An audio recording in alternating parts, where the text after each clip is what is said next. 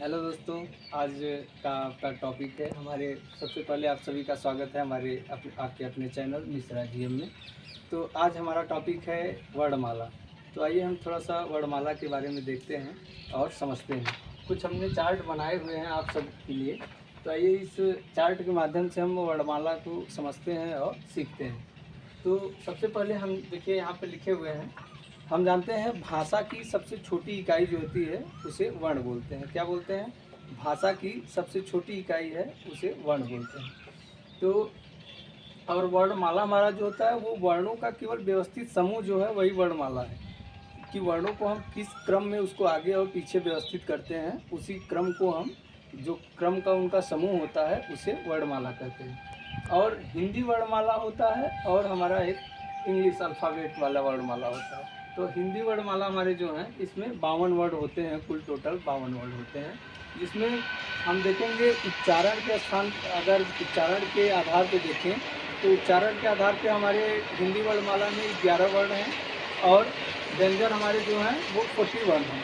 जबकि हम लेखन के आधार पर अगर देखेंगे, एक होता है मौखिक और एक होता है लिखित। तो उच्चारण जब करते हैं तो वो मौखिक होगा, उसमें हमारे 11 वर्णमाला 11 स्वर हैं और 41 व्यंजन है। जबकि हमारे जो लेखन पद्धति है, लेखन के आधार पर हम देखेंगे तो 13 है, क्यों उसमें केवल 2 बढ़ जाते हैं।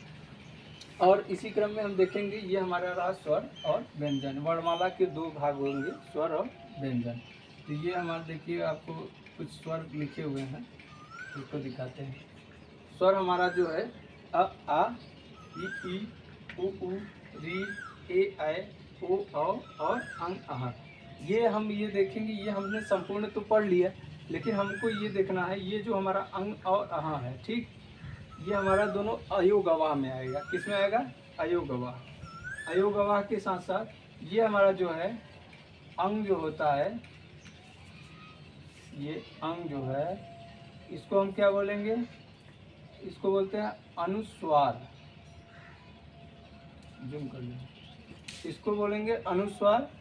और ये जो हमारा अह होता है इसको बोलते हैं क्या? विसर्ग। ये हो गया अंग जो हमारा है अनुस्वार और ये हो गया विसर्ग। तो इस क्रम में हमारे हो गए स्वर। और जबकि हमारे व्यंजन हैं, व्यंजन में कौन कौन से होते हैं? इस स्वर को छोड़ने के बाद जितने हमारे बचेंगे सब हमारे व्यंजन होते हैं, ठीक है। तो आइए हम आपको व्यंजन के बारे में थोड़ा सा बताते हैं। व्यंजन में हमारा हो गया क, ख, ग, घ, अंग, च, छ, ज, झ, ञ, ट, ठ, ड, ढ, अड़, त, थ, द, ध, न, प, फ, ब, भ, म, य, र, ल, व, श, ख, श, ह, छ, त्र, ज्ञ और एक श्र होता है। तो आइए हम इसका थोड़ा सा विभाजन करके आपको बताते हैं कि ये किस क्रम में हमने इसको लिखा हुआ है। तो ये हमारे जो होते हैं, तो सबसे पहले हम देखेंगे इनको वर्गों के रूप में हम देख सकते हैं। जैसे हमारे 5 सेट जो होते हैं, ये पूरा एक सेट जो है वो 5 वर्णों का एक सेट बोला जाता है। तो हम ये हमारा जो पहला वाला है इसको हम क्या बोलेंगे? इसको हम बोलेंगे पहले क वर्ग। ये हमारा जो है ये क्या है? क वर्ग। ये हमारा ये पूरा क्या हो गया? क वर्ग। क वर्ग के अंतर्गत आएंगे क, ख, ग, घ और अंग। उसके बाद हमारा हो जाएगा च वर्ग। च वर्ग के अंतर्गत आएंगे च, छ, ज, झ, ञ। उसके बाद हम देखेंगे ट वर्ग आएगा ट, ठ, ड, ढ, अड़। फिर त वर्ग आएगा त, थ, द, ध, न। फिर आएगा प वर्ग, प, फ, ब, भ और म। उसके बाद हम देखेंगे इसी क्रम में हमारा बढ़ता हुआ जाएगा य, र, ल, व।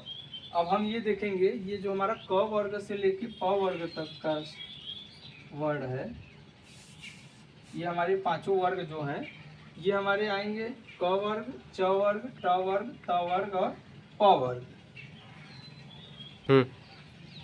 फिर हम देखेंगे हमारा प वर्ग। प वर्ग के अंतर्गत आएगा प, फ, ब, भ और म। उसके बाद हम देखेंगे क्या? य, र, ल, व। ये हमारा क्या है? अंतस्थ व्यंजन। अंतस्थ व्यंजन के अंतर्गत हमारे ये 4 वर्ण आते हैं य, र, ल, व। उसके बाद क्या होता है? श, ख, श, ह।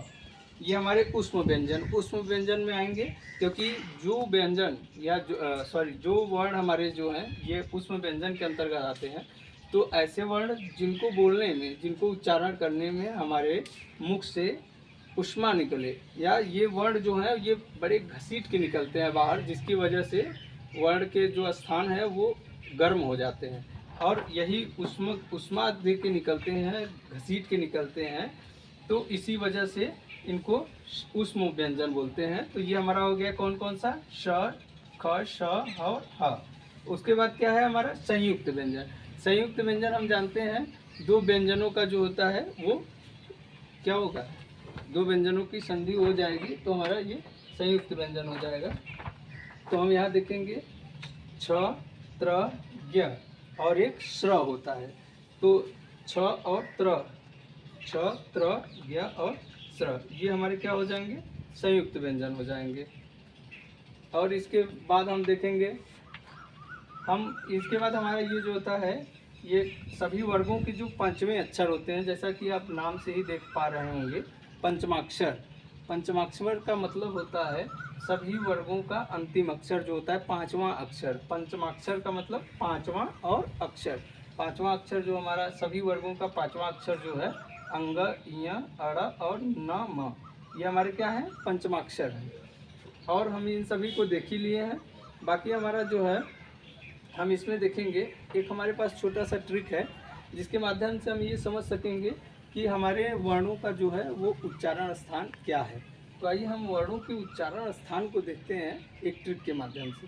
तो हमारा ये ट्रिक है, इसको हम एक जनरल भाषा में बोल सकते हैं